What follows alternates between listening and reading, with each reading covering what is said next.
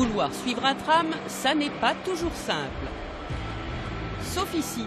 Sur ces écrans, les images de 230 caméras installées le long du réseau.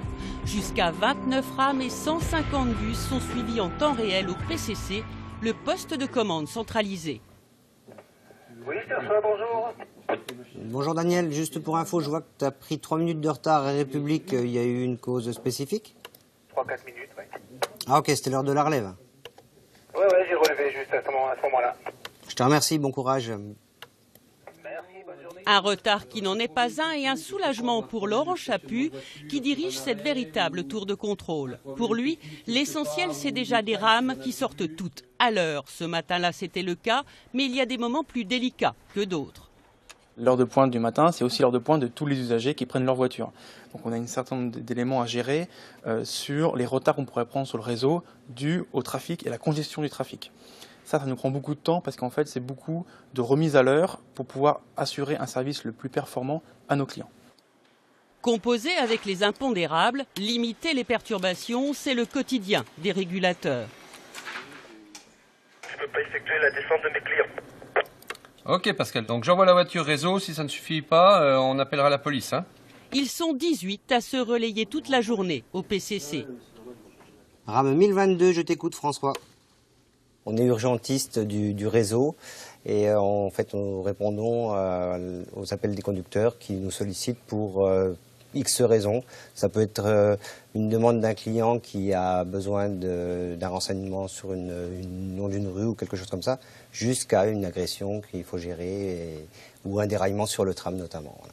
Un événement rarissime mais auquel tout le monde se prépare au PC, comme à la maintenance.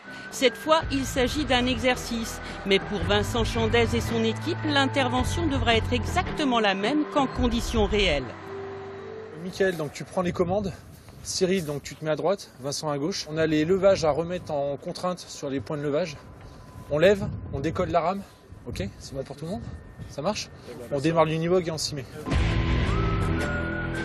Des vérins hydrauliques leur permettent de lever la rame, la déplacer et la reposer sur les rails.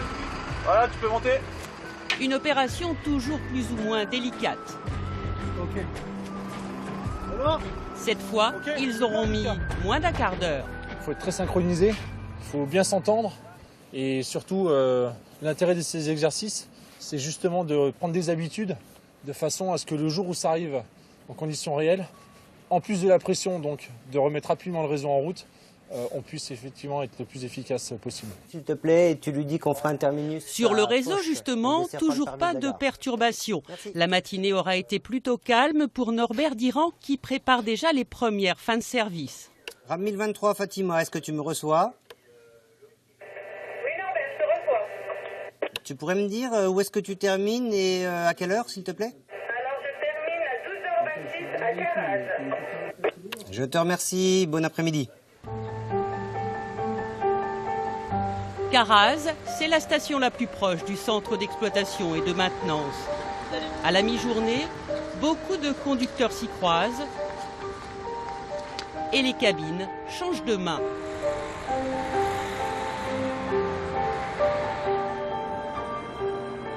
Le moment de la relève est arrivé aussi pour Fatima.